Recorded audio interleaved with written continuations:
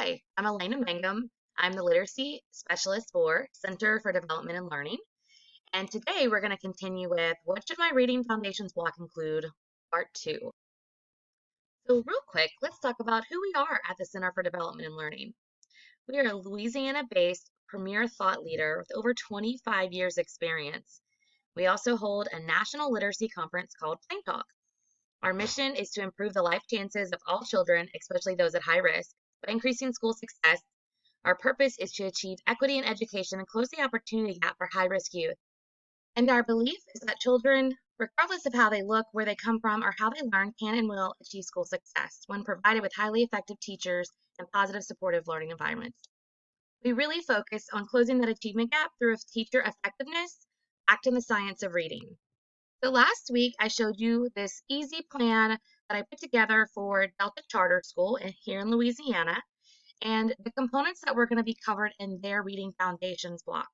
They had 90 minutes, and they were going to have phonological awareness, explicit instruction in phonics, and decodable readers for students to be able to practice. They were going to work on high frequency words, handwriting, and have some student work plans and end it with a read aloud. We spoke a little about phonological awareness and the explicit phonics instruction and decodable readers. And today we're going to move on the other half of this chart with the high frequency words, handwriting, and student work plans. Okay, so high frequency words, they get very confused. You will hear people say high frequency words, sight words, power words. High frequency words are words that appear most frequently in text. So the two common lists are Dolch and Fry. I want you to know that these two researchers were pro whole word reading. So that's why over the years, there's kind of this bad rap of that these words just have to be memorized. Dolch had 220 words, Fry 1,000. Dolch words are ranked by the most common in that grade level. So let me give you an example. You'll find in the third grade list on Dolch that it shows the word yellow. Typically, you think that word yellow would be taught in kindergarten or even seen as early as pre-K. What that means is when it's in the Dolch list is that that word yellow in their study was found most frequently in a third grade level book. Fry, they are ranked in order of frequency from third to ninth grade text. And Dolch, they do not include parts of speech, but they do have a separate Dolch noun list, and Fry's list includes all parts of speech.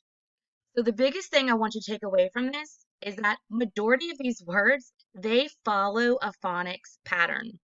It's very important that we know the brain doesn't store words based on memorization, and we have to find a better way for kids to remember these words. I can tell you what that way is. That's that code mapping. That's that phoneme grapheme mapping. Many times these lists do not match up to phonics instructions.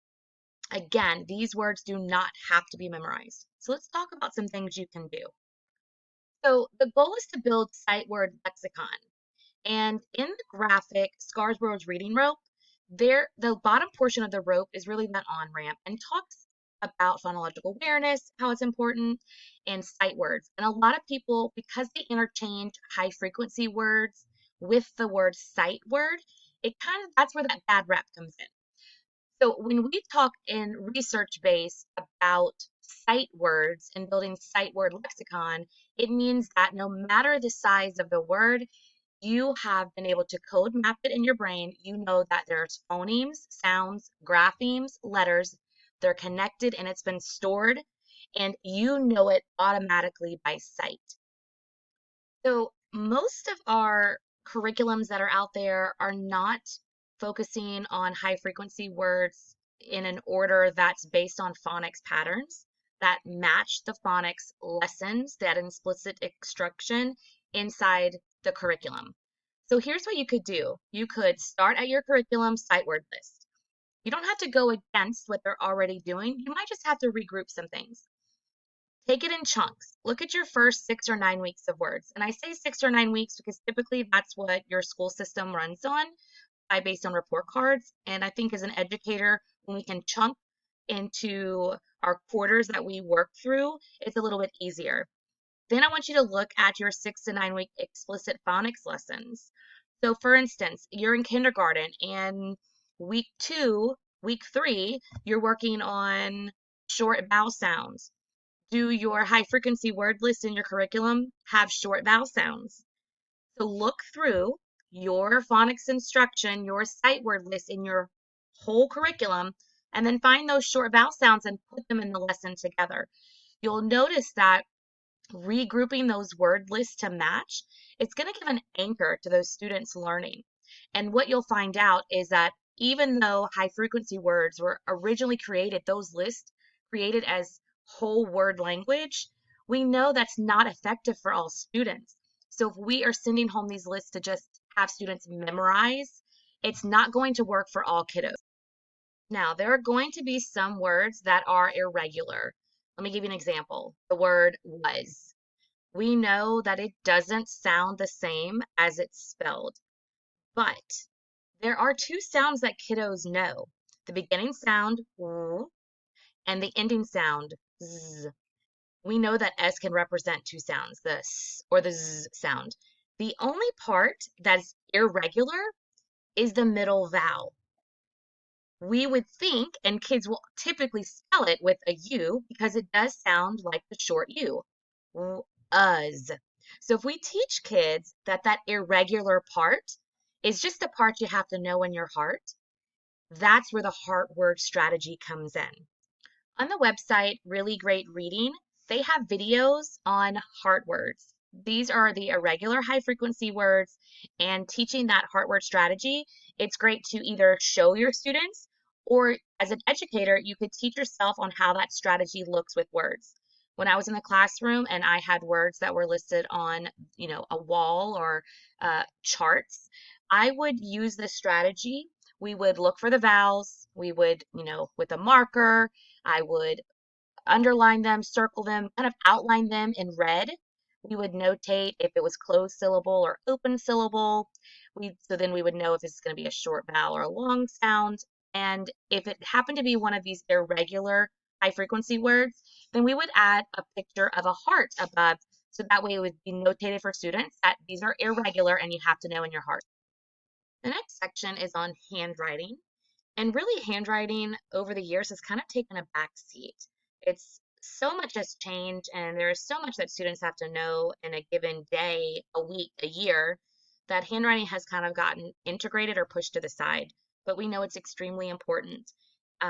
When students get to third grade, beyond really even first and second, if they can't write legible, there's a problem.